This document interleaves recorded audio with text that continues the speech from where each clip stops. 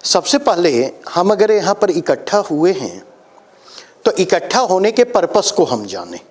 Purpose हमारा क्या है? क्योंकि मैं ये मान करके चलता हूँ यहाँ पर जितने भी लोग हैं वे बिगिनर्स नहीं हैं, वे शुरू करने वाले नहीं हैं। आप उस स्टेज में हैं जहाँ पर बहुत कुछ आप जान रहे होते।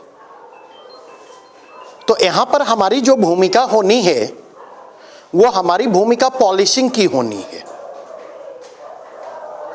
और पॉलिशिंग की इस भूमिका में हम सफल कब होंगे? तो पॉलिशिंग की इस भूमिका में सफल होने के लिए दो चीजों की आवश्यकता है। आपके एंड पर और हमारे एंड पर। आपके एंड पर जिस चीज की आवश्यकता है वह यह है कि मिनिमम लेवल ऑफ फ्लेक्सिबिलिटी आप में मौजूद हो, न्यूनतम लोचशीलता मौजूद हो। और वह लोचशीलता तब आएगी जब हमें इस बात का एहसास हो कि हमारे अंदर कमियां हैं और हम कमिटेड हो उन कमियों को दूर करने के प्रति। जब तक ये दोनों चीजें नहीं होंगी तब तक इंप्रूवमेंट मुश्किल होगा, पॉलिशिंग का काम मुश्किल होगा। लेकिन इसके अलावा एक और चीज की जरूरत होगी कि आखिर वे कमियां क्या हैं और उन कमियों को हम कैसे दूर कर सकते हैं। तो वे कमियां क्या हैं और उन कमियों को हम कैसे दूर कर सकते हैं, इस बिंदु पर आकर मेरी भूमिका महत्वपूर्ण हो जाती है। नहीं, मतलब यह कि इंप्रूवमेंट तब तक संभव नहीं है जब तक अपने रोल को लेकर मैं सजग ना हूं और अपनी रिस्पॉन्सिबिलिटी को लेकर आप सजग ना हो। और इसलिए टेस्ट 1 के डिस्कशन को शुरू करने के पहले मैं जिस चीज को डिस्कस करना चाहता हूं पहले टेस्ट के एक्सपीरियंस के आधार पर, वह है how to write answer. How to write answers.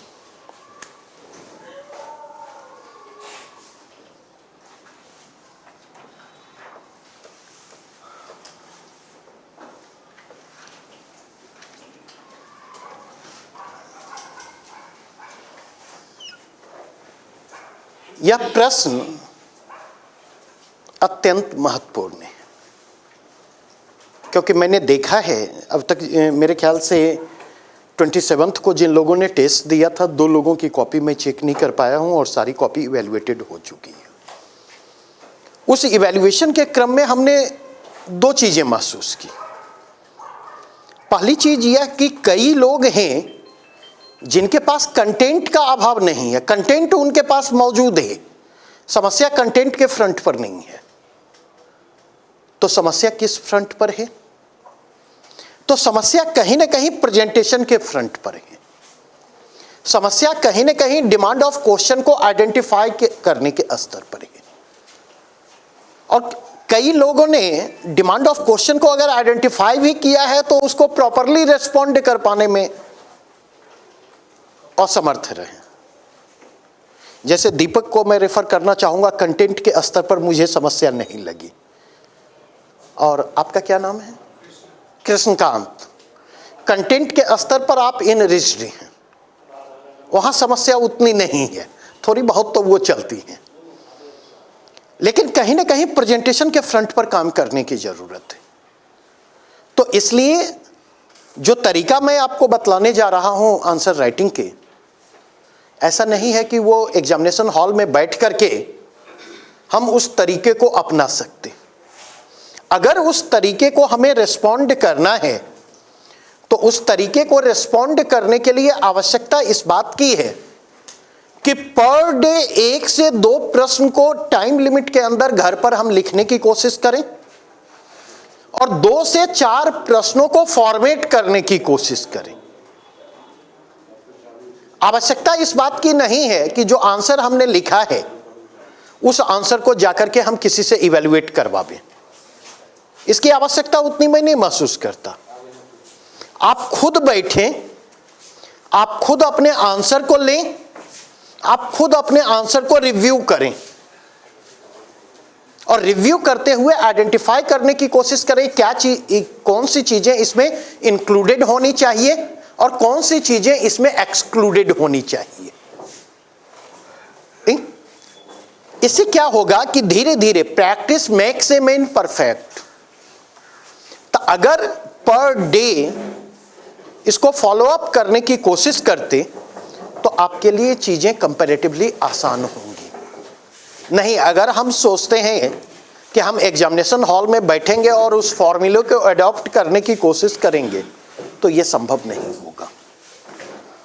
तो जब भी आपके सामने प्रश्न मौजूद होते तो पहला हमारा काम होता ही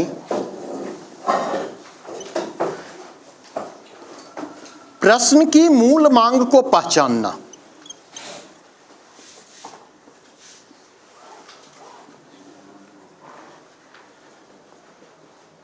प्रश्न की मूल मांग को पहचानना। Identify the demand of the question.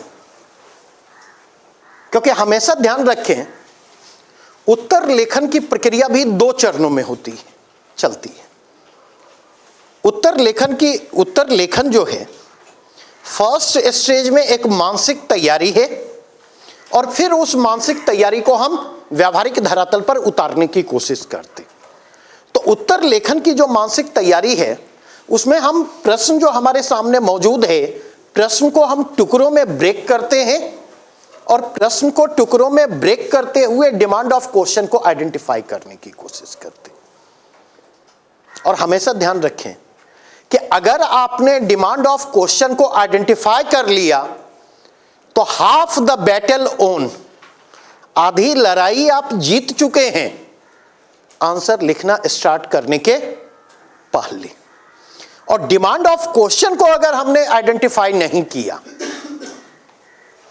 या डिमांड ऑफ क्वेश्चन को आइडेंटिफाई करते हुए भी अगर हमने प्रॉपरली रिस्पॉन्ड करने की कोशिश नहीं की तो आंसर राइटिंग शुरू करने के पहले आधी लड़ाई हमारी हारी हुई है।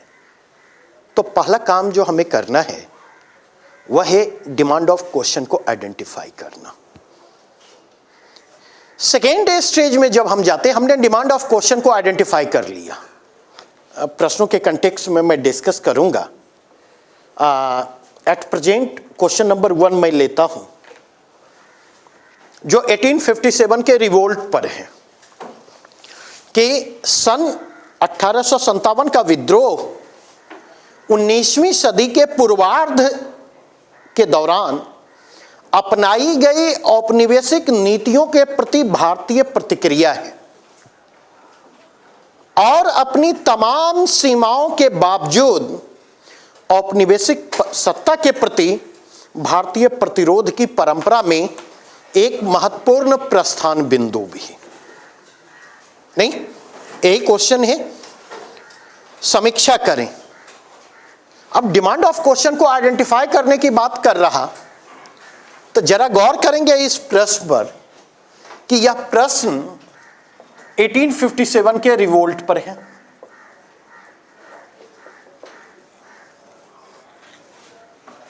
नहीं, और 1857 के रिवोल्ट को इस प्रश्न में 2 एंगल से अप्रोच किया जा रहा है। वो एंगल क्या है? तो 1857 के रिवोल्ट को देखा जा रहा है औपनिवेशिक नीतियों के प्रति भारतीय प्रतिक्रिया के रूप में। Indian response towards colonial policy प्रश्न का एक डायमेंशन है। और प्रश्न का दूसरा डायमेंशन क्या है?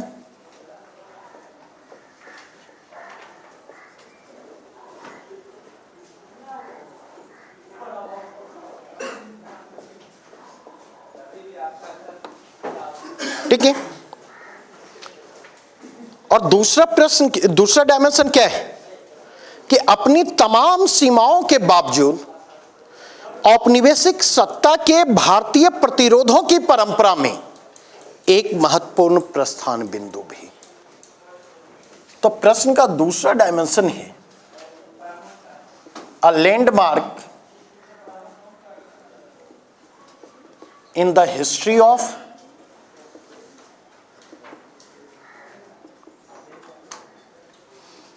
इंडियन रेसिस्टेंस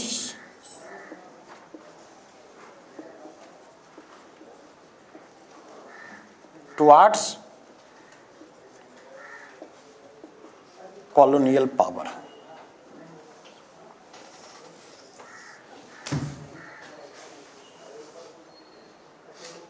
ठीक है, प्रश्न का पहला डायमेंशन कह रहा है कि औपनिवेशिक नीतियों के प्रति भारतीय प्रतिक्रिया है 1857 का रिवोल्ट। और उसमें भी देखेंगे औपनिवेशिक नीतियों की बात अगर हम करें तो दो कंटेक्स्ट हो सकते हैं। जिस दिन से औपनिवेशिक शासन की शुरुआत होती तब से लेकर 1947 तक। तो क्या सारी औपनिवेशिक नीतियों की चर्चा करनी है? नहीं। प्रश्न में स्पेसिफिक इंडिकेट किया गया है कि वे कॉलोनियल पॉलिसी जो या जिनका संबंध first half of 19th century से जाकर जुड़ता। मतलब यह औपनिवेशिक नीतियों के प्रति भारतीय प्रतिक्रिया के रूप में जो देखा जा रहा है, तो उन औपनिवेशिक नीतियों को 1800 से लेकर 1850 के आसपास, मतलब इवन 1800 से 1857 तक उसको सीमित किया जा रहा है। तो कहीं ना कहीं हमारा फोकस पॉइंट क्या होना चाहिए? हमारा फोकस पॉइंट इसी के कंटेक्स्ट में होना चाहिए, नहीं? प्रश्न के सेकेंड पार्ट में देखें तो प्रश्न के सेकेंड पार्ट में प्रतिरोधों की जो भारतीय परंपरा है उसमें 1857 के रिवोल्ट को देखे जाने की बात है। और अगर प्रतिरोधों की भारतीय परंपरा को हम डिफाइन करें 1857 तक में, तो हम ये देखते हैं कि 1757 से लेकर 1857 तक दो जगहों पर रेसिस्टेंस दिखाई पड़ते या दो रूपों में रेसिस्टेंस दिखाई पड़ते हैं। किस किस रूप में?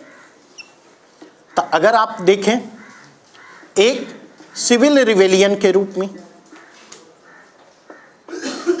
नागरिक विद्रोहों के रूप में, और दूसरा ट्राइबल रिवोल्ट के रूप में। तो कहीं ना कहीं 1857 के रिवोल्ट को हमें किसके कंटेक्स्ट में देखना है? 1857 के रिवोल्ट को हमें सिविल रिवेलियन और ट्राइबल रिवोल्ट के कंटेक्स्ट में रख करके देखना है, और उसके कंटेक्स्ट में देखना है कि कैसे 1857 का रिवोल्ट एक लैंडमार्क के रूप में सामने आता है। प्रश्न स्पष्ट हुआ या नहीं? देखें तो कहीं पर आपसे पूछा जा रहा है कि 1857 के विद्रोह के कारण क्या है, कहीं पर यह है। और अगर कहीं पर यह मौजूद नहीं है, यद्यपि उनका बड़ा हिस्सा इसमें आएगा, लेकिन अगर कहीं पर ऐसा नहीं है, तो जिस तरह से आप आंसर लिखना शुरू करते हो और जिस तरह से राजनीतिक कारण, आर्थिक कारण, तात्कालिक कारण, सामाजिक, धार्मिक और सांस्कृतिक कारण लिखते हैं, क्या आपको नहीं लगता कि जब आंसर की नज़र, एग्जामिनर की नज़र आपकी कॉपी पर पड़ेगी, तो एट फर्स्ट ग्लांस उसका रिएक्शन क्या होगा कि हसुआ के ब्याह में खुरपी का गीत चल रहा है? लगेगा ये नहीं? तो हमें हसुआ के ब्याह में खुरपी का गीत नहीं करना है। बार बार मैं इस चीज पर जोर देता, don't write what you know, don't write what you know, write what has been asked. Answer में लिखना वह है जो पूछा जा रहा है, आंसर में वह नहीं लिखना है जो आप जान रहे। क्योंकि मार्क्स जो दिए जाएंगे आपको, पूछे गए को रेस्पॉन्ड करने के लिए दिए जाएंगे, ना कि जो आप जानते हैं उसके लिए दिए जाएंगे। इन दोनों के अंतर को समझें।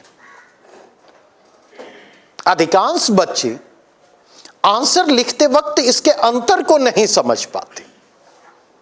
अच्छा, कई आंसर में हमने क्या देखा, अपनी कॉपी पलटेंगे और अपनी कॉपी में इन चीजों को नोटिस करेंगे कि वहां पर हमने टर्म जोड़ दिया था कि और तमाम सीमाओं के बावजूद,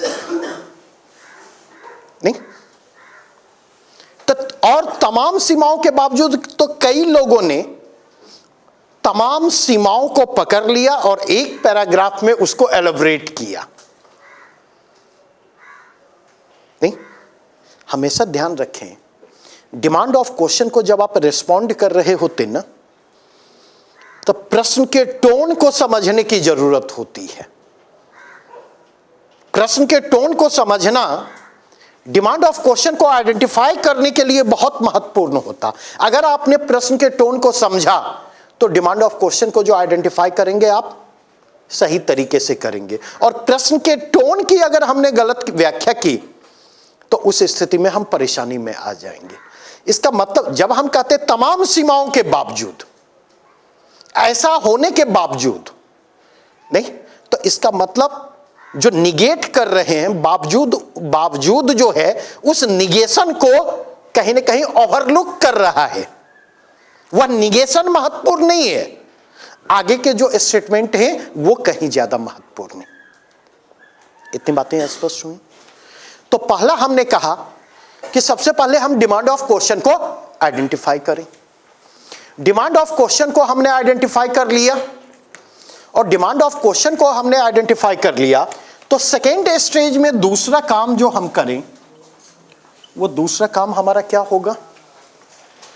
तो दूसरा स्टेप जो हमारा होगा वह हमारा होगा फॉर्मेट द आंसर।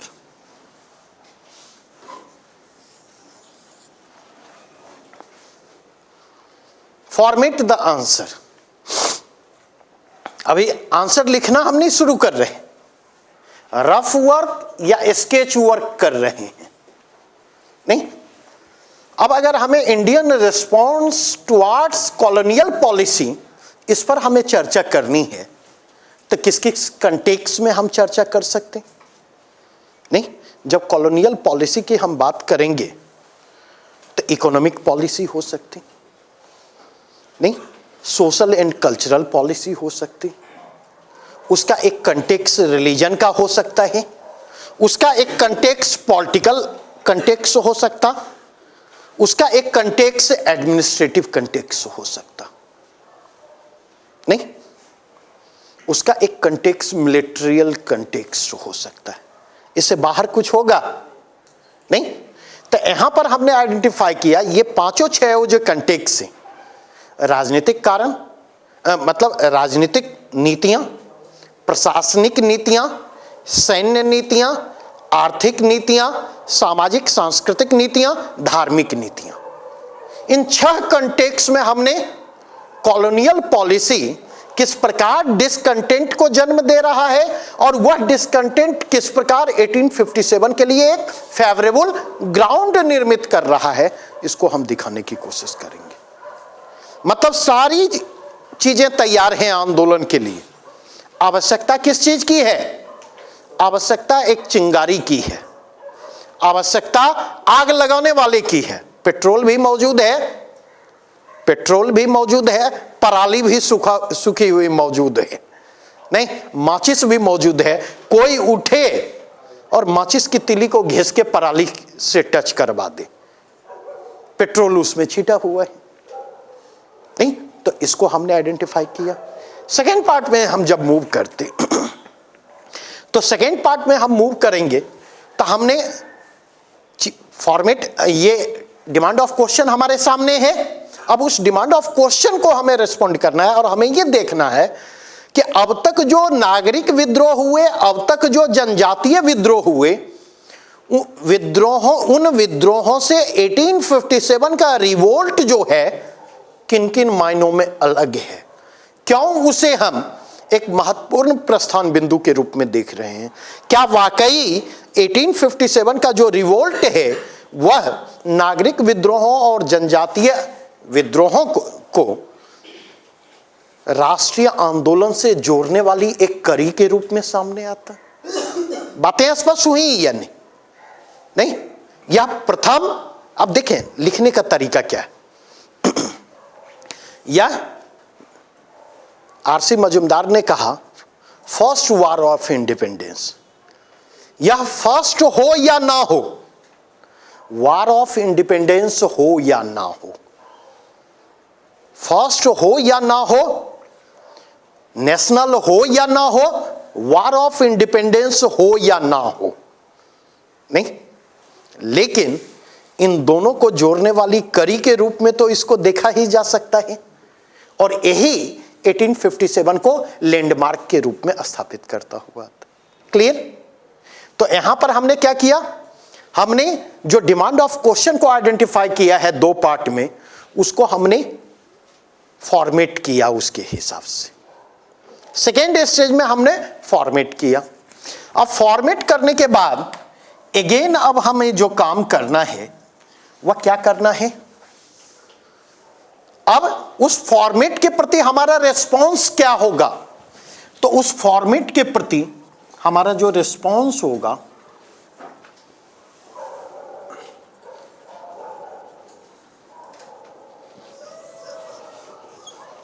दो रिस्पांस होगा। पहला हमारा रिस्पांस होगा कि हम उस फॉर्मेट को रिव्यू करें, क्योंकि कई बार क्या होता कि हमने डिमांड ऑफ क्वेश्चन आइडेंटिफाई किया, फॉर्मेट किया, लेकिन कई बार होता है कुछ महत्वपूर्ण बिंदु होते हैं जो छूट जाते हैं। तो जब हम रिव्यू करेंगे तो रिव्यू करने के क्रम में क्या होगा, कोई महत्वपूर्ण बिंदु अगर मिस कर रहा है नहीं तो उसकी ओर हमारी नजर जा सकती है और उस बिंदु को हम इनकॉर्पोरेट करेंगे अपनी फॉर्मेटिंग में। और दूसरा काम जो हमें करना है जब हम फॉर्मेट कर रहे होते हैं, तो दूसरा काम हमें करना है कि एक बार फाइनल फॉर्मेटिंग तैयार हो गया तो हम कोरिलेशन को इंश्योर करें। अब हम इस प्रश्न पर देखें कि कैसे इस प्रश्न के आंसर को हम शुरू करेंगे और स्टेप वाइज एक बिंदु से दूसरे बिंदु को, दूसरे से तीसरे बिंदु को कोरिलेट करते हुए कैसे हम कंक्लूजन तक पहुंचेंगे। आंसर राइटिंग के पहले ये आइडिया हमारे पास होना चाहिए, ये विजन हमारे पास होना चाहिए, क्योंकि हमेशा मेरी एक बात ध्यान रखेंगे, what you are answering is not important, how you are answering is more important। क्या लिख रहे हैं उत्तर में ये बहुत मायने नहीं रखता, लेकिन कैसे आप लिख रहे हैं यह जरूर मायने रखता है। और मार्किंग में क्या लिखने की बजाय कैसे लिखने की जो भूमिका होती है वह भूमिका कहीं ज्यादा महत्वपूर्ण होती है। ठीक है, अब हमने फाइनल फॉर्मेट हमारे सामने मौजूद है।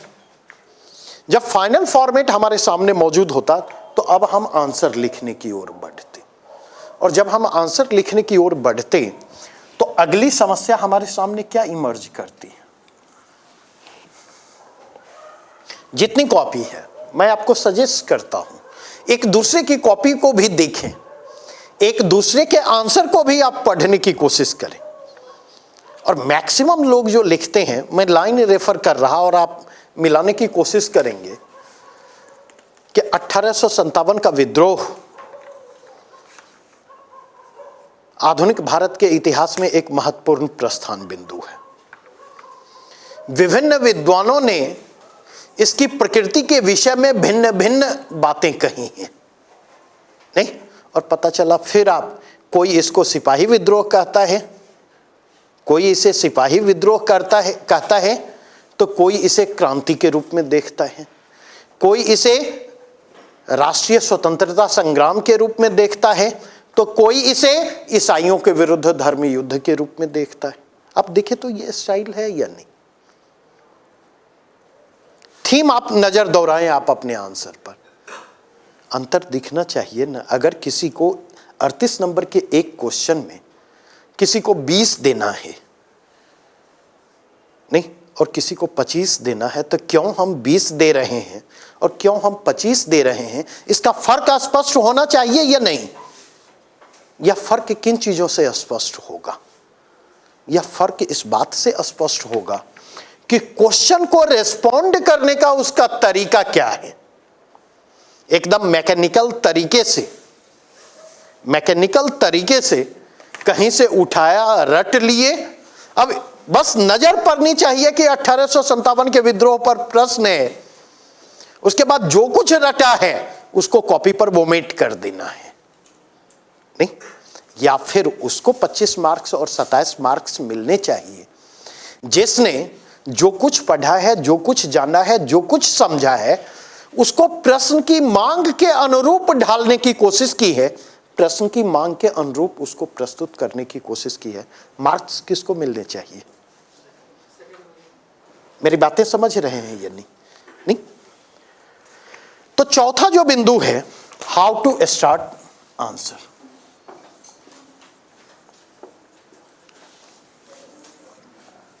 और आप में से कई लोगों के साथ ये समस्या होगी कि उत्तर की शुरुआत कैसे करें। नहीं, कलम रुकती है जब आंसर लिखने शुरू करने की बात होती, तो कलम को ठिठकते देखा है या नहीं?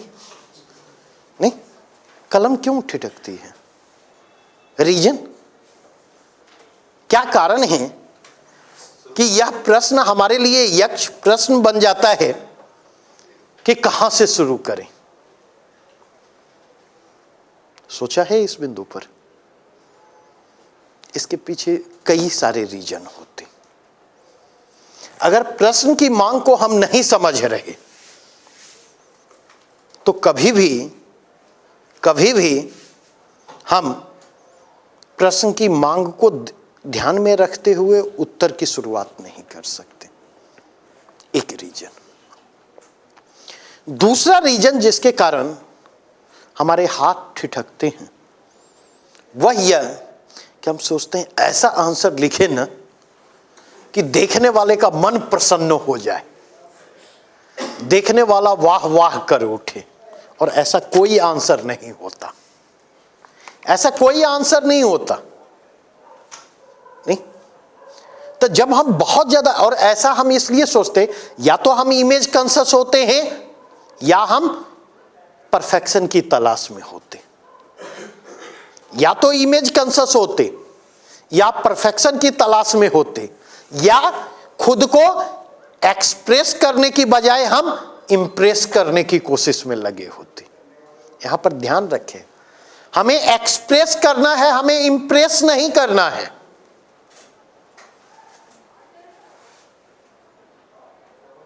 नहीं, और हमें इस बात को भी समझना होगा कि कम से कम मैथमेटिक्स की किताब के बाहर जब आप निकलेंगे ना, तो परफेक्शन जैसी कोई चीज एग्जिस्ट नहीं करती। इसको मैं अक्सर कहता, जिंदगी के गुना गणित में 2 जोड़ 2 जो है ना, 4 हमेशा नहीं होते। 2 जोड़ 2 0 भी होते हैं और 2 जोड़ 2 जिंदगी के गुना गणित में 22 भी होते हैं। तो इसको रुक करके समझने की जरूरत है।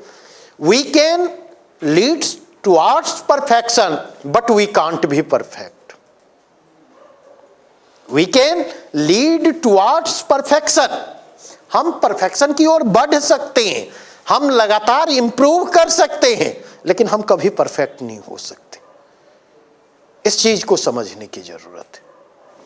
तीसरी चीज, इंट्रोडक्शन के बारे में एक सामान्य सोच क्या है, क्योंकि हम में से सारे लोग ग्रेजुएशन और पोस्ट ग्रेजुएशन करके यहां पर बैठे हैं।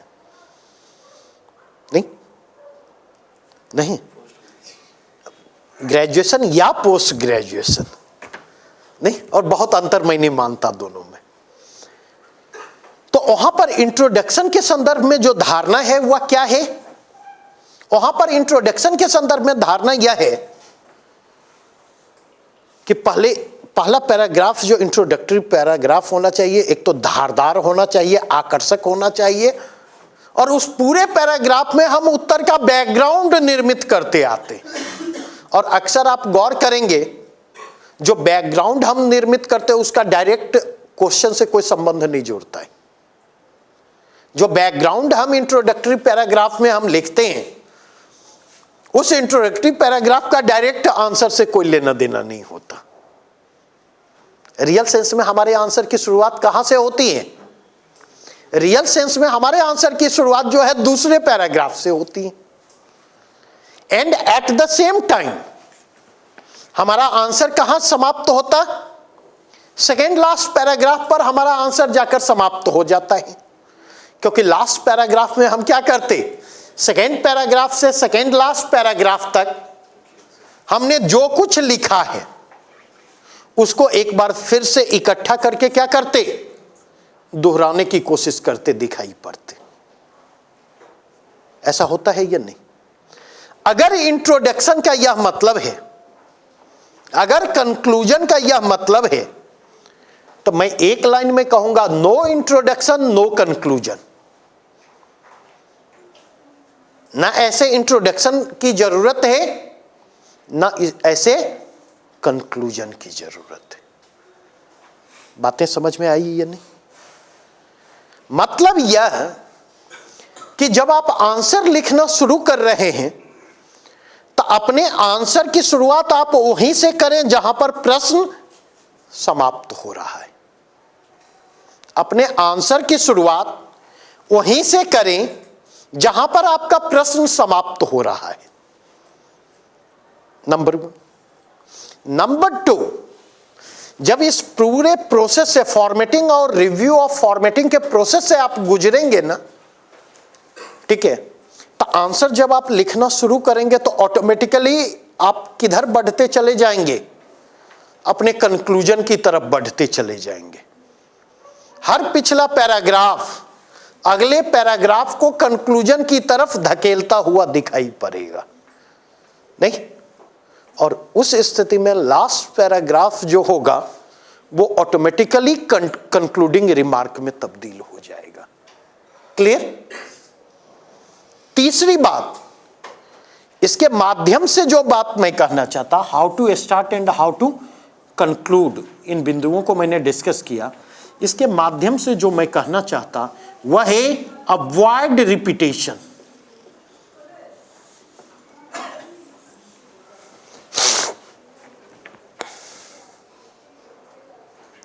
हर इसको रिलीजियसली हमें फॉलो करना है। कई अच्छे आंसर में हमने देखे हैं, कई अच्छे आंसर में हमने देखे हैं कि इंट्रोडक्टरी पैराग्राफ में उन्हीं बातों को लिखते, थोड़े शब्दों के हेर फेर के साथ वे बातें बॉडी में भी मौजूद होती हैं और एक बार फिर से कंक्लूसिंग पैराग्राफ में भी वो चीजें मौजूद होती। क्यों मैं कह रहा हूं अवॉइड रिपीटेशन? एग्जामिनर को हमें मैसेज कितना देना है? जब आप में से कितने लोग हैं जो पहले मेंस दे चुके हैं? ठीक है, एग्जामिनर को मैसेज क्या दे? क्या आंसर लिखते वक्त समय का अभाव महसूस किया है? क्या आपने ये महसूस किया है कि थोड़ा सा और समय होता तो और बेहतर आंसर लिखा जा सकता था? महसूस किया होगा। तो ऐसी स्थिति में जब अपनी बातों को कहने के लिए लगातार हमें समय का अभाव महसूस होता है, हमें क्या करना चाहिए? जो समय उपलब्ध है हमारे पास उस समय को मैक्सिमम यूटिलाइज करना चाहिए।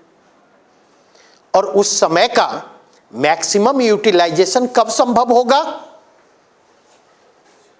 तो उस समय का मैक्सिमम यूटिलाइजेशन तब संभव होगा जब हम रिपीटेशन को अवॉइड करें।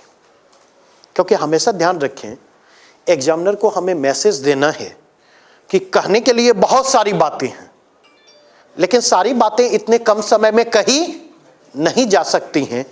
इसलिए जो महत्वपूर्ण बातें हैं उनको आपके ध्यान में लाया जा रहा है। मैसेज हमें ये देना है। और जब हम रिपीट कर रहे होते अपने आंसर को, तो रिपीटेशन के जरिए हम क्या मैसेज दे रहे होते एग्जामिनर को? तो रिपीटेशन के जरिए हम एग्जामिनर को यह मैसेज दे रहे होते कि अब हमारे पास कहने के लिए नया कुछ नहीं है, हम अपनी बातों को दोहरा रहे हैं। यह मैसेज जब एग्जामिनर के पास जाएगा तो मैसेज पॉजिटिव होगा या निगेटिव होगा? निगेटिव होगा। तो मैसेज अगर निगेटिव होगा तो वह निगेटिव मैसेज हमारी मार्किंग को पॉजिटिवली प्रभावित करेगा या निगेटिवली प्रभावित करेगा? निगेटिवली प्रभावित करेगा। नहीं। नंबर 2, जब कोई आप ही के सामने अपनी बातों को रिपीट कर रहा होता तो आपकी क्या प्रतिक्रिया होती? चाहे किसी का आंसर आप चेक कर रहे हो, नहीं, या किसी से किसी मसले पर क्लैरिफिकेशन आप मांग रहे हो, जब वो अपनी बातों को रिपीट कर रहा होता तो आपकी क्या प्रतिक्रिया होती है? वह रिपीटेशन आपको क्या करता है? इरिटेट करता है। क्या आपको नहीं लगता कि एग्जामिनर भी इरिटेट होगा उस रिपीटेशन से? नहीं। और जब इरिटेट आप होते तब क्या करते हैं? जब आप इरिटेट होते तो रिएक्ट करते हैं, नहीं? और वह रिएक्शन कई रूपों में सामने आ सकता है। अगर सामने वाला है, नहीं, चुप रहो, दोहराओ मत, इरिटेट मत करो, इस रूप में वो रिएक्शन सामने आता। लेकिन वहां पर आप मौजूद नहीं है, आपका आंसर मौजूद है, तो वह अगर इरिटेट होगा तो उसका इरिटेशन कहां निकलेगा? आपके आंसर के इवैल्यूएशन पर निकलेगा। सीधे सीधे उसका रिफ्लेक्शन मार्किंग पर होगा। इसलिए बंधु, मैं जो कहूंगा, एग्जामिनर को यह सच है कि एग्जामिनर जो होता है अंधा होता है। अंधा होता है का मतलब यह है कि यह उतनी ही बातें देखेगा जितना आप दिखाने की कोशिश करेंगे, उससे ज्यादा वो जाकर के मत देखेगा। ये मत आप सोचें कि औपनिवेशिक नीतियों पर आप चर्चा कर रहे हैं और राज्य हड़प की नीति और सहायक संधि प्रणाली लिख दी तो एग्जामिनर समझ जाएगा कि राज्य हड़प की नीति क्या है और सहायक संधि प्रणाली क्या है। ये कभी मत सोचिएगा। आंसर लिखने के क्रम में आपको वहां पर यह समझाना होगा कि राज्य हड़प की नीति या सहायक संधि की व्यवस्था कैसे इरिटेशन क्रिएट कर रही है, कैसे डिसकंटेंट क्रिएट कर रही है। इसे दिखाने के क्रम में उसके स्ट्रक्चर स्पष्ट होंगे या नहीं? बातें समझ रहे हैं ना? नहीं तो इन इवन कंडीशन बंधु, मैं जो कहूंगा कि इसको अवॉइड करें, रिपीटेशन को हर हालत में अवॉइड करें। अगेन, 5वीं बात जो मैं कहूंगा,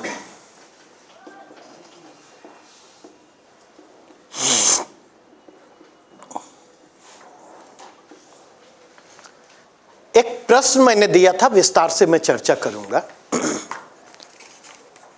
मैंने दिया था कि भारतीय राष्ट्रीय आंदोलन के इतिहास में गांधी के नेतृत्व में होने वाली एक भी महत्वपूर्ण आंदोलन अपने लक्ष्यों की प्राप्ति में सफल नहीं रहे। फिर भी उन आंदोलनों की तार्किक परिणति 1947 में भारत की आजादी के रूप में होती है। यह प्रश्न था, नहीं? अगर इस प्रश्न पर आप गौर करें तो यहां पर कहीं ना कहीं इस विरोधाभास की व्याख्या आंदोलन की असफलता और आजादी के रूप में तार्किक परिणति, इस विरोधाभास की व्याख्या हमें किसके परिप्रेक्ष्य में करनी है? तो इस विरोधाभास की व्याख्या हमें गांधी के महत्वपूर्ण आंदोलनों के परिप्रेक्ष्य में करनी है। और गांधी के महत्वपूर्ण आंदोलन कौन कौन हैं? यही चूक कर गए ना, यही चूक कर गए ना। एक बात बतलाइए, किसी की बारात में गए हैं? गए ही होंगे, नहीं? तो सबसे अधिक किसको सजाया जाता है? दूल्हे और दुल्हन को। क्यों? अगर दुल्हन की दोस्त जो है और दूल्हे का दोस्त ज्यादा तैयार सजे तो कंफ्यूजन होगा या नहीं होगा? मतलब सिंपल सी बात मैं पूछ रहा हूं, कंफ्यूजन की संभावना क्रिएट होती है या नहीं? ये आइडेंटिफाई कर पाना मुश्किल होगा कि दुल्हा कौन है और दुल्हन कौन है, नहीं? तो उस कंफ्यूजन से बचने के लिए एक व्याख्या यह भी है कि उस कंफ्यूजन से बचने के लिए दुल्हे और दुल्हन को तैयार किया जाता है। और हमेशा ध्यान रखेंगे कि जैसे चंपारण का नाम आप पहले ले रहे हैं ना, तो खतरा क्या आंसर में उत्पन्न होगा जानते हैं? आप इस प्रश्न को रिस्पॉन्ड करना शुरू करेंगे, चंपारण आंदोलन को पहले लिखेंगे और एक पेज में चंपारण आंदोलन लिखेंगे। और जैसे एक पेज में आपने चंपारण आंदोलन लिखा, विश्वास करें आपके आंसर का प्रोपोर्शनल बैलेंस वहीं पर बिगड़ गया। तब 4 लाइन में असहयोग आंदोलन लिखेंगे, जो आपने लिखा है अपने आंसर को पलट करके देखेंगे। 4 से 5 लाइन में असहयोग आंदोलन को लिखेंगे, 4 से 5 लाइन में सविनय अवज्ञा को लिखेंगे और 4 से 5 लाइन में भारत छोड़ो आंदोलन को लिखेंगे। और अचानक उसके बाद अंतिम पैराग्राफ आएगा और अंतिम पैराग्राफ में आप ये दिखाने की कोशिश करेंगे कि इस प्रकार 1947 में भारत को आजादी मिली। मैक्सिमम आंसर में यह समस्या आई है। मतलब कम से कम मुझे इस आंसर का कोई अपवाद नहीं मिला कि जिसमें यह समस्या नहीं आई हो, नहीं? तो अगर हम देखें तो असहयोग आंदोलन, सविनय अवज्ञा आंदोलन, क्विट इंडिया मूवमेंट, और ऐसे भी राष्ट्रीय आंदोलन के परिप्रेक्ष्य में अगर देखें तो चंपारण हो, खेरा हो, अहमदाबाद हो, वो स्थानीय स्तर के आंदोलन है। राष्ट्रीय राजनीति में गांधी का प्रवेश जो है कहां से होता है? रौलट एक्ट विरोधी आंदोलन जो उठ खड़ा होता और उसकी पृष्ठभूमि में जो असहयोग आंदोलन आकार ग्रहण करता हुआ आता। इस फर्क को तो हम समझें।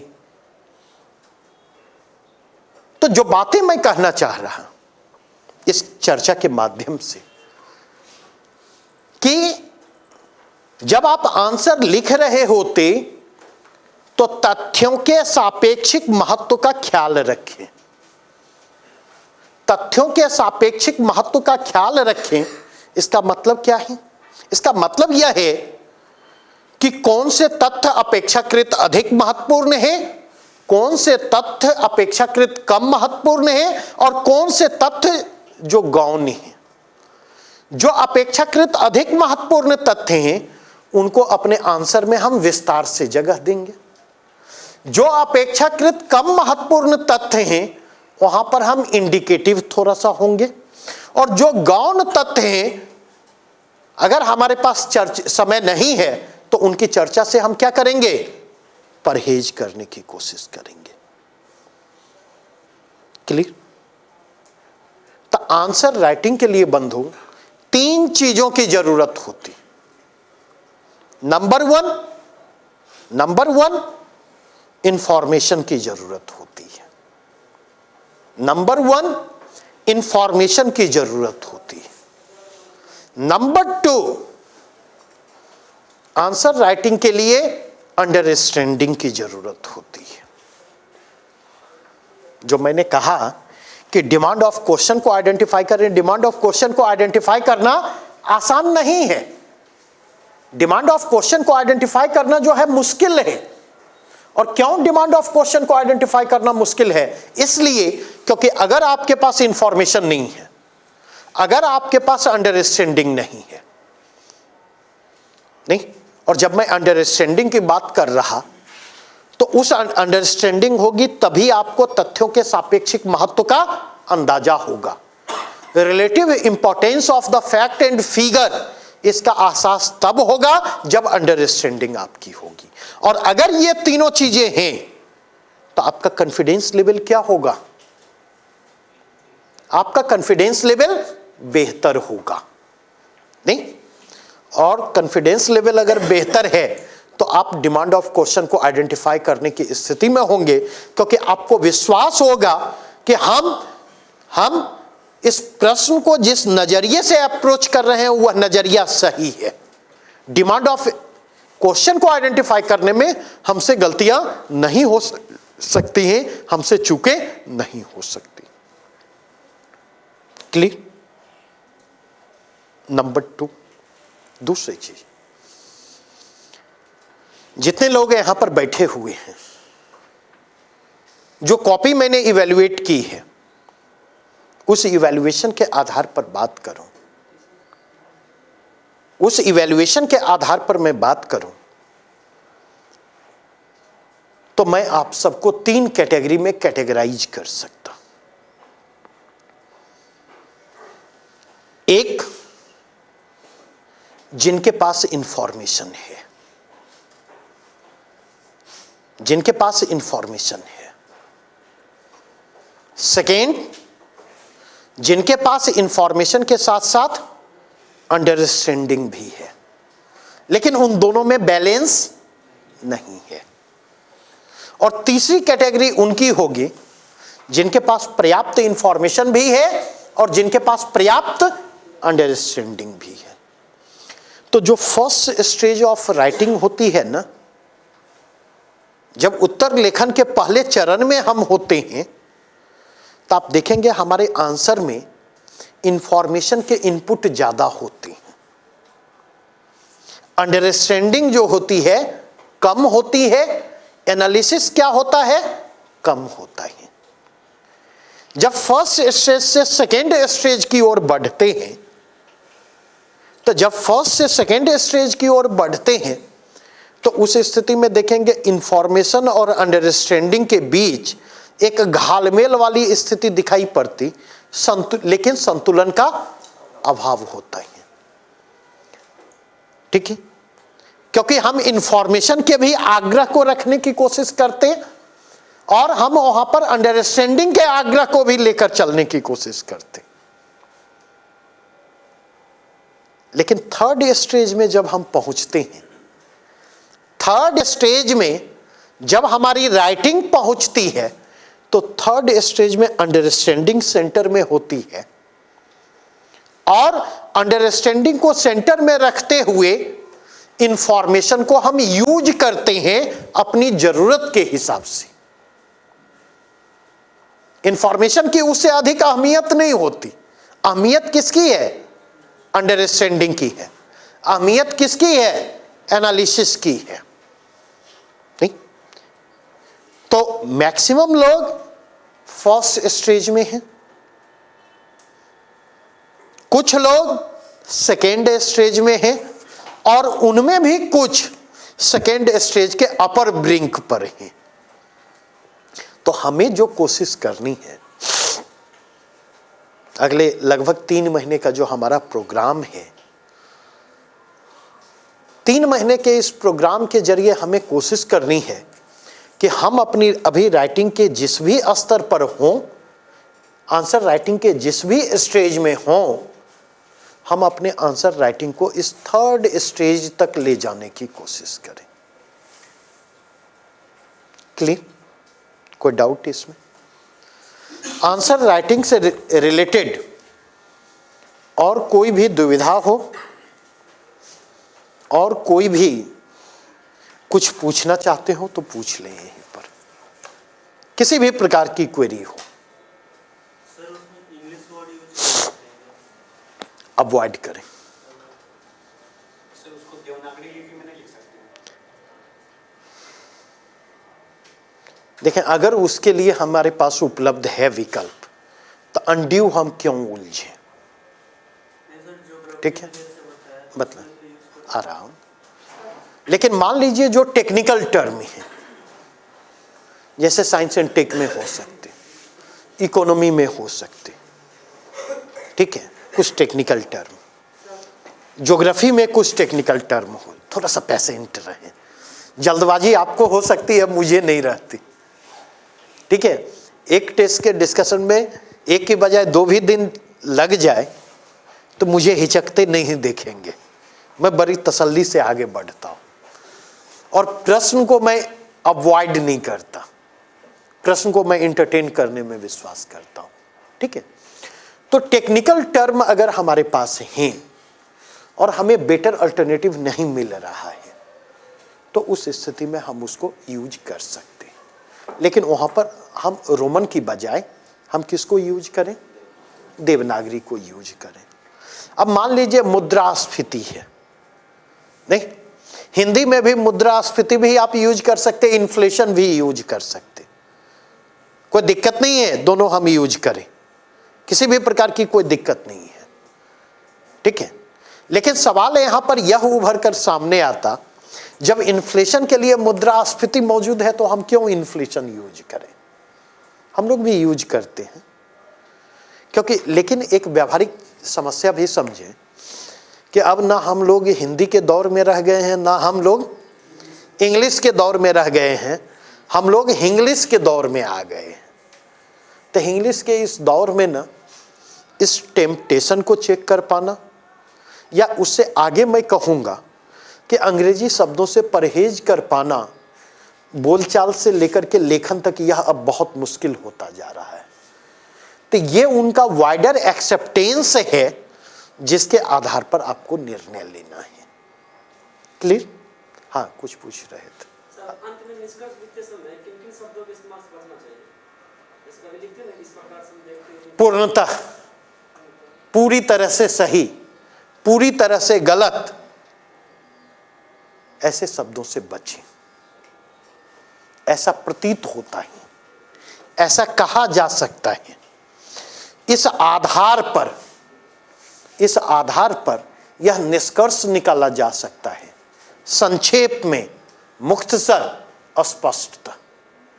देखो, एक चीज व्यवहार में उतारने की कोशिश करो, ना तो पूरी तरह से सही कुछ होता, ना पूरी तरह से गलत कुछ होता है, ठीक है। और ये जो टर्म है ना, एक्सट्रीम वर्ड है, ठीक है। तो अगर आप जाकर के देखें तो हो सकता है मेंस के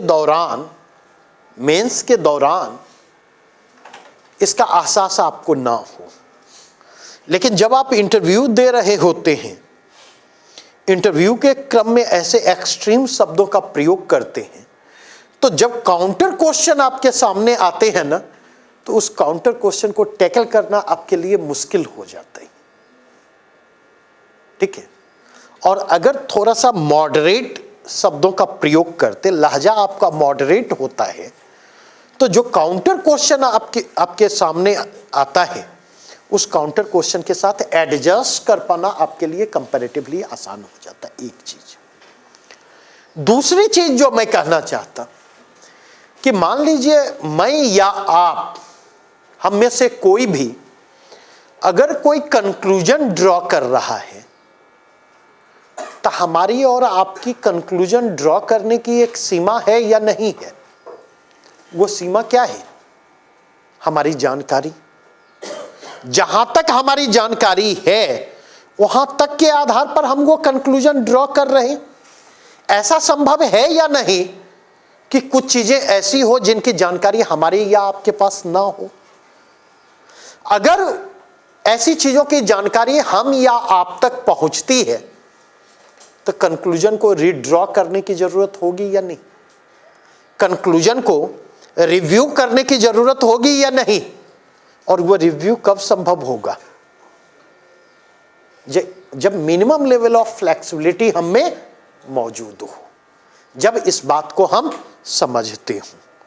और जब इस बात को समझेंगे तो हमारा लहजा जो है हमेशा कैसा होगा?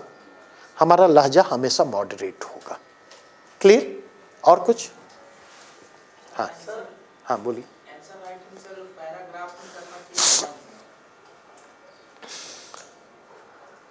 देखो,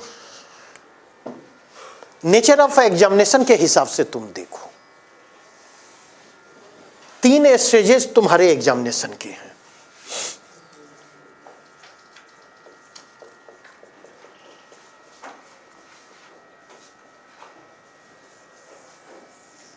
नहीं,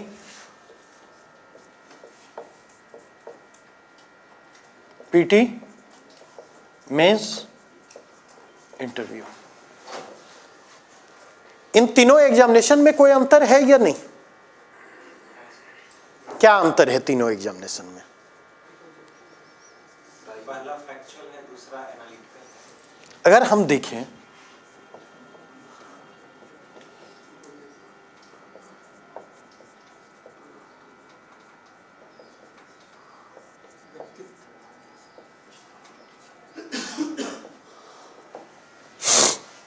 यही है ना?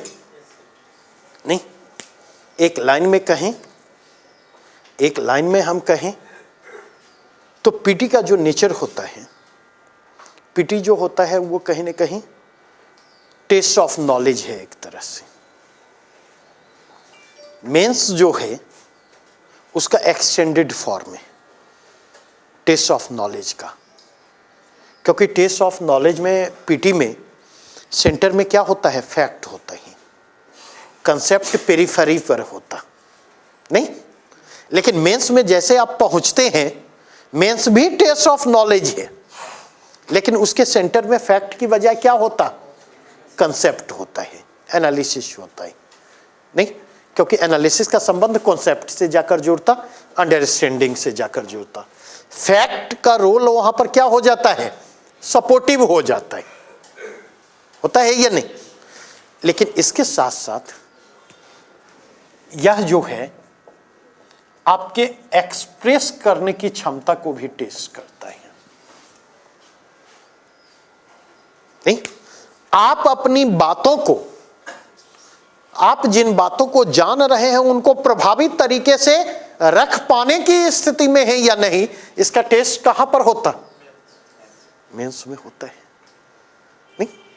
और एक्सप्रेस करने की क्षमता का पता किससे चलता है?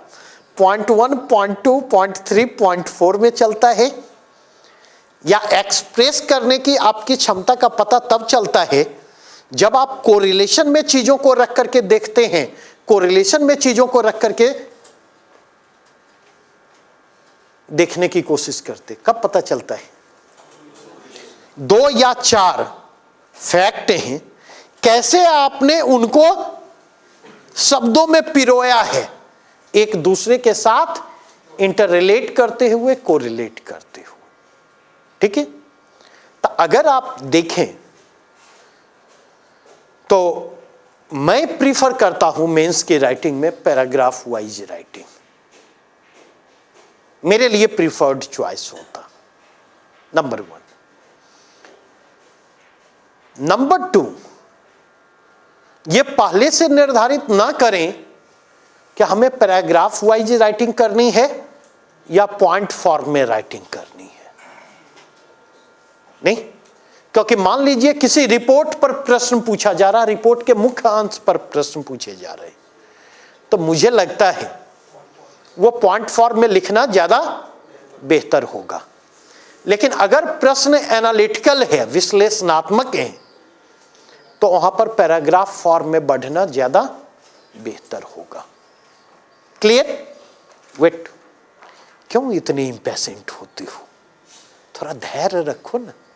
मैंने एक बार आपने हाथ उठाया, मैंने देख लिया है। ठीक है, मौका मिलेगा, सबको मौका मिलेगा। तीसरी बात जो मैं कहूंगा, एक बीच का भी रास्ता हो सकता,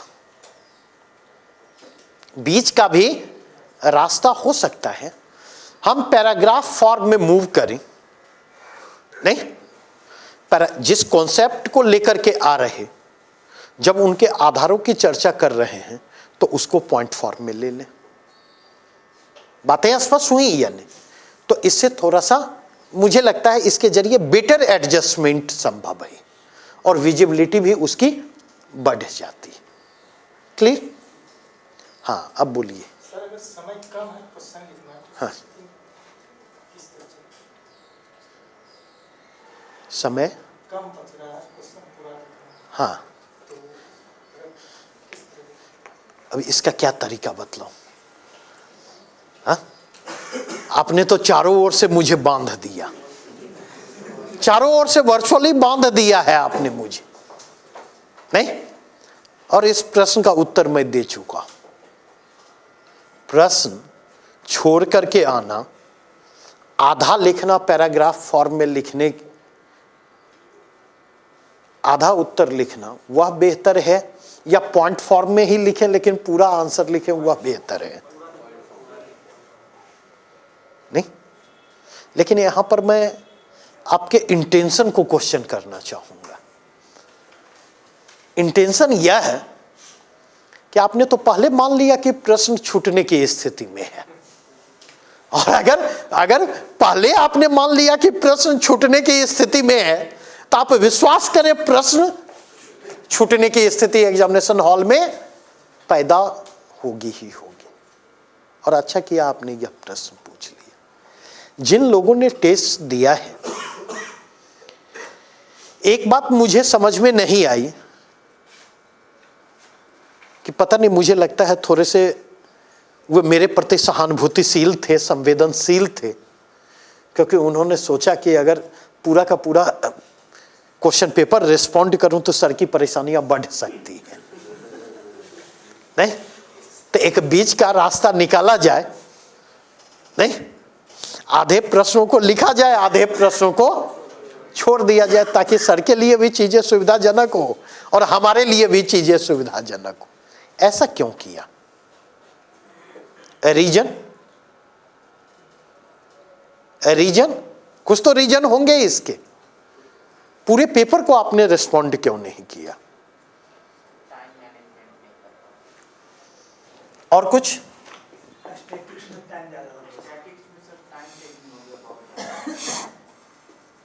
और कुछ? और कुछ? क्योंकि देखिए, जब तक बीमारी को आइडेंटिफाई नहीं करेंगे तब तक इलाज संभव नहीं होगा। तो बीमारी आइडेंटिफाइड होनी चाहिए।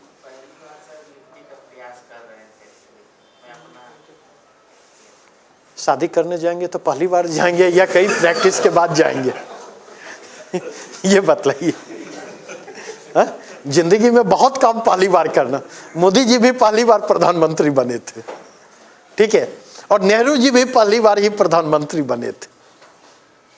नहीं, जो बातें मैं कहना चाहता,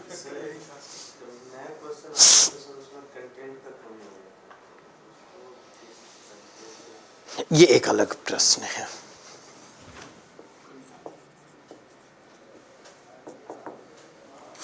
देखिए,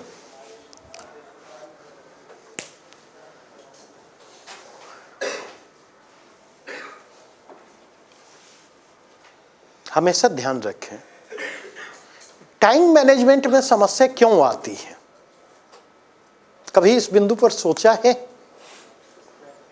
क्योंकि सॉल्यूशन तो तभी न मिलेगा जब प्रॉब्लम पर हम विचार करें।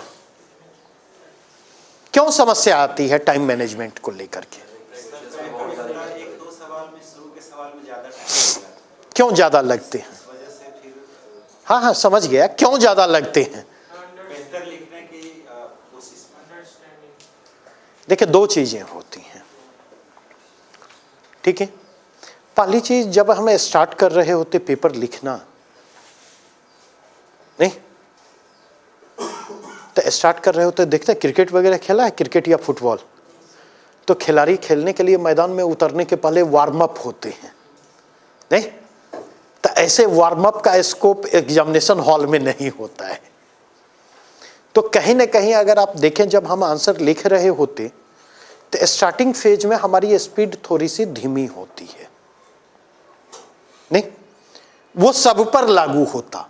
मैं भी अगर लिखूंगा मुझ पर भी लागू होगा, आप भी लिखेंगे आप पर भी ये बातें लागू होंगी, नहीं तो यहां पर तो एक प्रैग्मेटिक अप्रोच अपनाना होगा कि स्टार्टिंग के अगर पहला क्वेश्चन आप लिख रहे हैं, अगर 30 मिनट टाइम निर्धारित है तो आप मोटा मोटी लेकर के चले, हो सकता है 35 मिनट 40 मिनट भी लग जाए, लेकिन आप इस बात को समझें कि 30 मिनट में पहले क्वेश्चन में आप जितना लिखेंगे उतना लास्ट क्वेश्चन में लिखेंगे तो वो 20 से 22 मिनट में कवर अप किया जा सकता, क्योंकि मेंटल फ्रेमवर्क भी वहां पर प्रॉपरली काम कर रहा है, हाथ भी प्रॉपरली काम कर रहा है, आप अपनी रफ्तार में ही।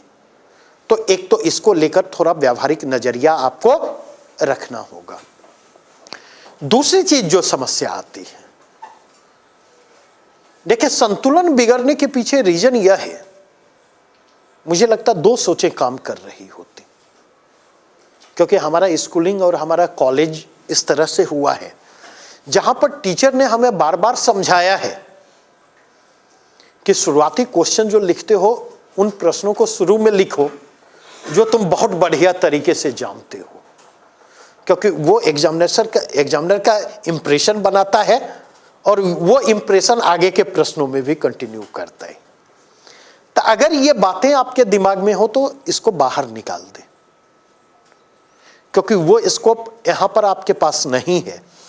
क्योंकि इस साइकोलॉजी को आप लेकर के चलेंगे तो हो सकता है, क्योंकि यहां पर तो आपको क्रोनोलॉजी मेंटेन करनी है, ऑर्डर मेंटेन करना है लिखने के क्रम में। दूसरी चीज इस बात को ध्यान में रखें, वहां पर मार्किंग जो होनी है, अगर 38 नंबर के प्रश्न हैं तो 38 नंबर पर ही मार्किंग होनी है, ठीक है, और उसी के कंटेक्स्ट में मार्किंग होनी है।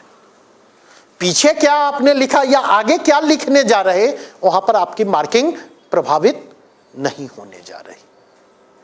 और तीसरी चीज जो मैं कहूंगा कि अगर आपको लगता है कि किसी प्रश्न में को बेहतर आप जानते हैं और 5 मिनट ज्यादा समय देकर के लिखें तो 2 नंबर ज्यादा आएंगे, तो आप विश्वास करें कि 5 नंबर की कटौती जिस दूसरे प्रश्न में हो रही है, उस कटौती के कारण आपको उस दूसरे प्रश्न में 5 नंबर कम आएंगे। और वो जो 5 नंबर कम आएगा तो आपको 2 नंबर का फायदा नहीं मिल रहा है, 3 नंबर का सीधा सीधा घाटा हो रहा है। इसको समझने की जरूरत है। तो इस डिसिप्लिन को अभी से आप फॉलो करने की कोशिश करें। जब भी आप टेस्ट लिख रहे होते, आपको आइडिया हो उस प्रश्न पर कितना समय देना है, और घड़ी की सुई जैसे वहां पर पहुंचती है खुद को रिस्ट्रिक्ट करने की कोशिश करें। यही तरीका है टाइम मैनेजमेंट का। इसमें एक खतरा कहां पर आता है, तो इसमें एक खतरा आता है पेपर 1 के स्टेट वाले पोर्शन में, क्योंकि मैथमेटिक्स जो है उसकी वो एक बीमारी है। क्योंकि एक बार अगर हम उलझ जाते हैं ना मैथमेटिक्स में, स्टेट में, तो हमें लगता है बस 2 मिनट, बस 2 मिनट, बस 2 मिनट, नहीं, और वो पूरा का पूरा प्रोपोर्शनल बैलेंस निर्धारित कर देता, बिगाड़ देता है। तो आपको यह निर्धारित करना है कि अगर स्टेट से 2 प्रश्न पूछे जा रहे और 36 मार्क्स के प्रश्न स्टेट से पूछे जा रहे, तो अल्टीमेटली वो 72 नंबर के प्रश्न है, नहीं, और 72 नंबर के उन प्रश्नों का जो प्रोपोर्शनल बैलेंस है वो कितना होगा?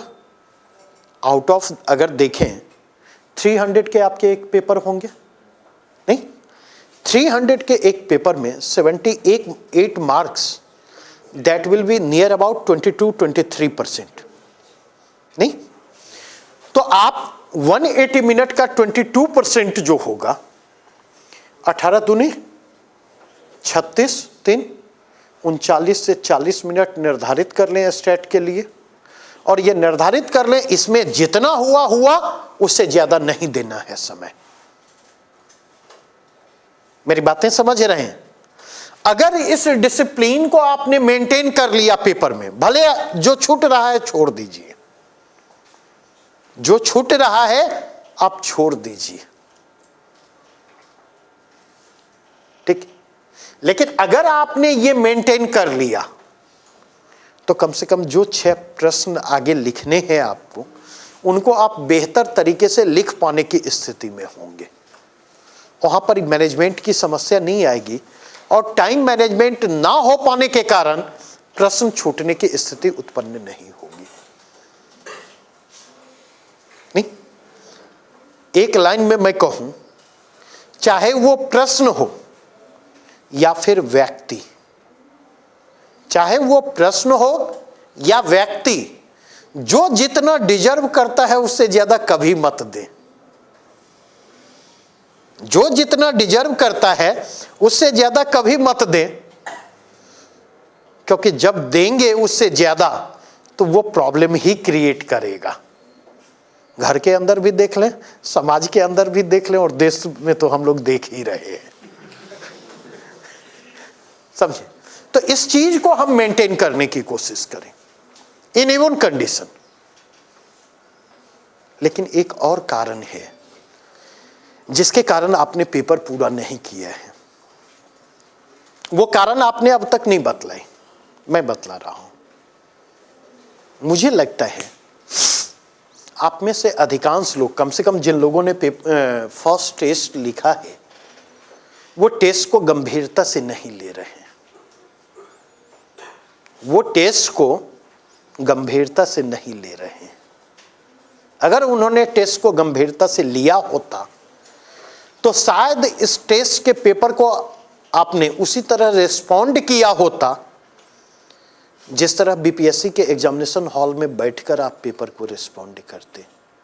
मैं गलत हूं?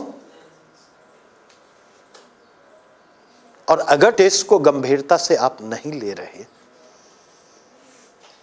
तो मैं एक बात कहना चाहूंगा, क्योंकि आजकल मार्केट में देखें आंसर राइटिंग का एक हैवॉक क्रिएट हो रहा है और एक धारणा बनती जा रही है कि आंसर लिखो, लिखते चलो। और कई टॉपर को भी मैं सुनता हूं। अब वर्ल्ड व्यू सबके अपने अलग अलग होते, मैं ये नहीं कह सकता वो गलत हैं, लेकिन मैं जो बातें कहना चाहता या जो बातें वो कह रहे हैं तो वहां पर उनको ये बातें भी रखनी चाहिए कि सिर्फ उत्तर लिखने से उत्तर लेखन शैली में सुधार नहीं होता। जब तक आंसर लिखने के पहले का काम हम ना करें, प्री राइटिंग होमवर्क पूरा ना करें, जब तक पोस्ट राइटिंग होमवर्क हम पूरा ना करें, जो फीडबैक हमें मिला उस फीडबैक के कंटेक्स्ट में हम इंप्रूव करने की कोशिश ना करें और अगले टेस्ट में इंप्रूवमेंट की वह कोशिश रिफ्लेक्ट ना हो, तब तक मुझे नहीं लगता कि टेस्ट लिखने से कोई फायदा है। आप सालों भर लिखते रहें, रोज 5 प्रश्न आप लिखते रहें, आप विश्वास करें कोई फायदा नहीं होने जा रहा है तब तक जब तक प्री और पोस्ट होमवर्क आप नहीं करते। जब तक आप प्री और पोस्ट होमवर्क नहीं करते, तब तक जब तक कि आप राइटिंग को गंभीरता से नहीं लेते। ठीक है? तो इसलिए मैं कहूंगा हर टेस्ट को उसी तरीके से आप लेने की कोशिश करें जिस तरीके से आप एग्जामिनेशन हॉल में लेते। हो सकता है हमारी जानकारी की सीमाएं वहां पर हो ना हो, ऐसी बात नहीं है, लेकिन उन सीमाओं के दायरे में रहते हुए भी तो हम खुद को अप्लाई करते नहीं करते हैं। उस एप्लीकेशन की जरूरत पूरी तैयारी के बावजूद एग्जामिनेशन हॉल में पड़ती है या नहीं पड़ती? नहीं? तो उस एप्लीकेशन को हम यहीं से डेवलप करने की कोशिश क्यों ना करें? जितना यहां से डेवलप करने की कोशिश करेंगे एग्जामिनेशन हॉल में हमें उतनी ही सहूलियत होगी। क्लियर? और कुछ आंसर राइटिंग के संदर्भ में और कुछ पूछना है? बनाइए ना जो बनाना है। अब ये मत पूछिएगा लाल से करें या पीला से करें या हरा से करें। अरे भाई, चाहे तुम लाल से करो, पीला से करो, हरा से करो, इंपैक्ट सेम होगा। ठीक है? और इंपैक्ट सेम होगा का मतलब यह है कि जब आप अंडरलाइन करते हैं तो उसका फायदा ये होता है, जैसे पेज पलटता हूं, आपने 2, 3 या 4 जगह अंडरलाइन किया है तो पहली नजर हमें हमारी उसी अंडरलाइन पार्ट पर जाती है। ठीक है? तो इसमें मत उलझो, कलम बदल बदल के स्पीड को नॉर्मल और नेचुरल रखते हुए जो कर सकते हो वो करो। ठीक है? उससे अलग मूव करने की जरूरत नहीं है। क्लियर? और कुछ? मैं आ रहा हूं ना प्रश्न में। हाँ, यदि कुछ इंडिकेट नहीं किया हुआ कि बिहार के संदर्भ में, तो क्या बिहार पर संदर्भ टच देना एसेंशियल है? या देखो, एक चीज हमेशा ध्यान रखो, जबरदस्ती हमें नहीं करना है। इस चीज को हमेशा ध्यान रखना।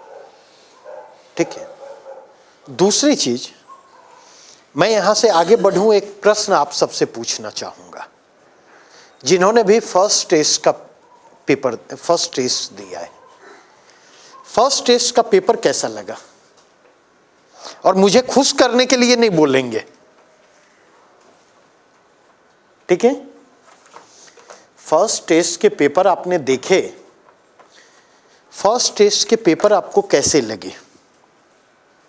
सर पेपर का स्टैंडर्ड जो था बीपीएससी से थोड़ा हम मोटी कहेंगे और रटा रटाया जैसा नहीं लगा कि कोई भी टॉपिक पढ़ के आए और यहाँ पे छाप दिए, सोचने के लिए मजबूर कर रहा था कि इसे किस तरह से लिखा जाए।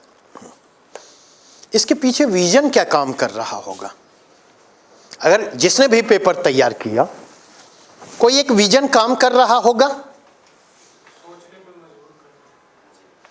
इससे क्या फायदा होगा?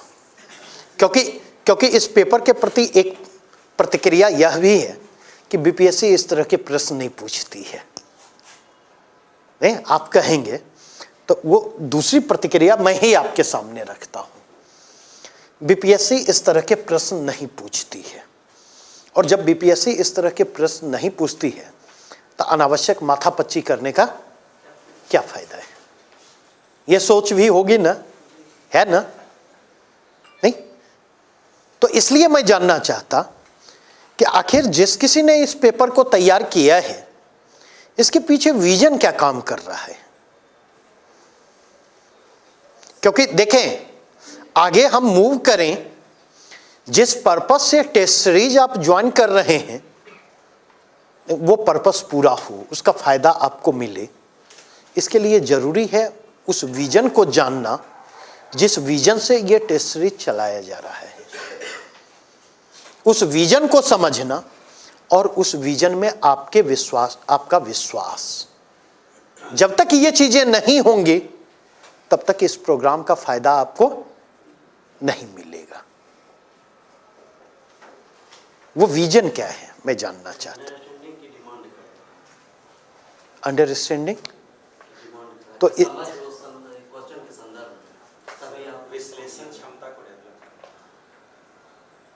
और कुछ किसी भी तरह का क्वेश्चन होगा तो लिखने की कैपेसिटी होगी। देखें, पहली चीज यह कहना कि बीपीएससी इस तरह के प्रश्न नहीं पूछती, पर्सनली मैं एग्री नहीं करता। मैं एग्री नहीं करता। थोड़ा समय दे देना। आपके पक्ष को मैं पहले रख चुका हूं, अब अपने पक्ष को रख रहा हूं। नहीं, या ये कह लें डिफेंस के वकील के रूप में काम कर रहा हूं। देखिए, यह कहना कि बीपीएससी इस तरह के प्रश्न नहीं पूछती है, ये मेरी नजरों में अर्ध सत्य है। हो सकता है पाल कला, हो सकता है मौर्य कला, हो सकता है मुंडा विद्रोह, हो सकता है संथाल विद्रोह, हो सकता है 1857 के विद्रोह के संदर्भ में ये बातें सच हों, और सच हैं भी। लेकिन जब बात गांधी, नेहरू, टैगोर पर आती है, जहां से प्रश्न पूछे जा रहे हैं, वहां पर ये बातें लागू नहीं होती। वहां पर एप्लीकेशन की भी जरूरत है, वहां पर अंडरस्टैंडिंग की भी जरूरत है। जब बात पॉलिटी से पूछे जाने वाले प्रश्नों की आती है, जब बात करेंट से पूछे जाने वाले प्रश्नों की आती है, जब बात इकोनॉमी से पूछे जाने वाले प्रश्नों की आती है, जब बात साइंस एंड टेक से पूछे जाने वाले प्रश्नों की बात आती है, तो वहां पर यह फॉर्मूला लागू नहीं होता जो फॉर्मूला मुंडा संथाल 1857 पर लागू होता हुआ था। क्लियर? पहली चीज। दूसरी चीज जो मैं कहना चाहूंगा और मैं सजेस्ट करूंगा, अभी सीडीपीओ का पेपर हुआ है, बीपीएससी ही कंडक्ट करती है सीडीपीओ भी। जरा सीडीपीओ के पेपर को पलटे। इस बार भी, पिछला बार भी पेपर मैंने सीडीपीओ का देखा था। लास्ट टू लास्ट सीडीपीओ के पेपर को भी आप पलट करके देखें। आप देखें एप्लीकेशन और अंडरस्टैंडिंग की कितनी महत्वपूर्ण भूमिका है। तीसरी बात जो मैं कहना चाहूंगा वह यह कि हमेशा ध्यान रखें कि अगर प्रश्न 1857 के विद्रोह के कारणों का उल्लेख करें अगर यह प्रश्न पूछा जा रहा है तो उस प्रश्न को मैं भी लिखूंगा, उस प्रश्न को आप भी लिखेंगे, ठीक है। अगर मुंडा विद्रोह के कारणों का उल्लेख और प्रकृति और कारणों का उल्लेख करें पूछा जा रहा, उस प्रश्न को आप भी लिखेंगे और उस प्रश्न को मैं भी लिखूंगा, नहीं, उस प्रश्न को आप सब लिखेंगे। लेकिन 38 में उस प्रश्न पर किसी को 12 और 14 भी होंगे और किसी को 27 और 28 भी होंगे या नहीं? तो ये फर्क कैसे क्रिएट होगा? ये फर्क कैसे क्रिएट होगा? कहां से क्रिएट होगा? तो जिस अप्रोचेज के साथ है यहां पर हम बढ़ने की कोशिश कर रहे हैं, वह अप्रोचेज जनरल क्वेश्चन की भी राइटिंग अगर आप कर रहे हैं तो वहां पर फर्क को क्रिएट करेगा। वह अप्रोचेज वहां पर भी वैल्यू एडिशन को इंश्योर करने की कोशिश करेगा, वहां पर भी। और मुझसे अगर पूछें तो टेस्ट सीरीज के पीछे मेरा एक मोटो है केवल। क्या मोटो है जानते हैं? आप जितना जान रहे जानकारी का स्तर वो ही रहे, लेकिन जानकारी के उसी स्तर पर रहते हुए मिनिमम प्लस 10% की स्थिति को क्रिएट किया जाए। एडिशनल जानकारी आपके पास ना भी रहे तब भी अगर आपको 20 आ रहे हैं 38 में तो आप 22 तक पहुंचने की स्थिति में हो, 23 तक पहुंचने की स्थिति में हो। मेरा मोटो ये है। और केवल एक बेसिक को फॉलो करके 20 को 22 और 23 में आप कन्वर्ट कर सकते हैं। और वो क्या है जानते हैं? एक टर्म अधिकांश आंसर में देखेंगे मैं मेंशन करता हूं, एक्यूरेसी।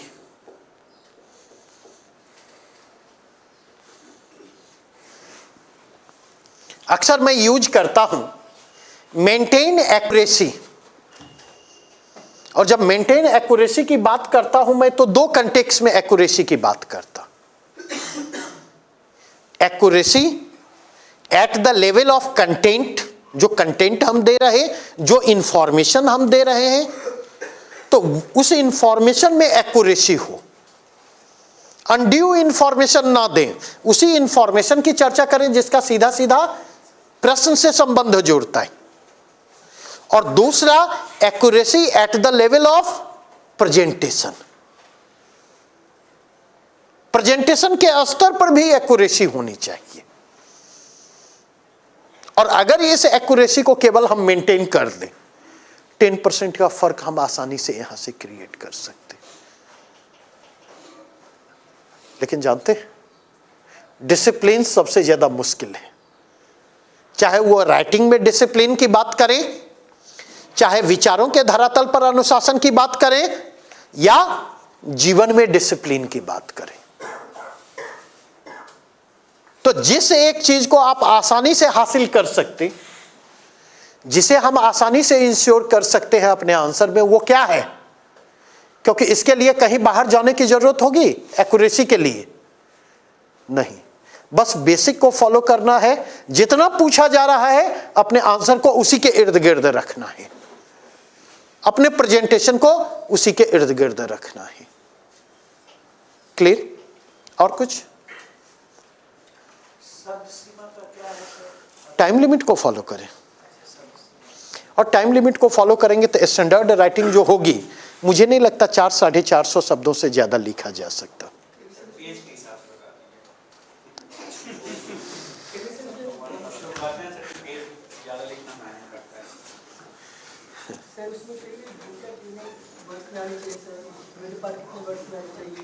अब देखो, अज्ञे ने कहा है मौन भी अभिव्यंजना है, जितना तुम्हारा सच है उतना ही कहो, तुम व्याप नहीं सकते, तुम में जो व्यापा है उसी को निवाहो।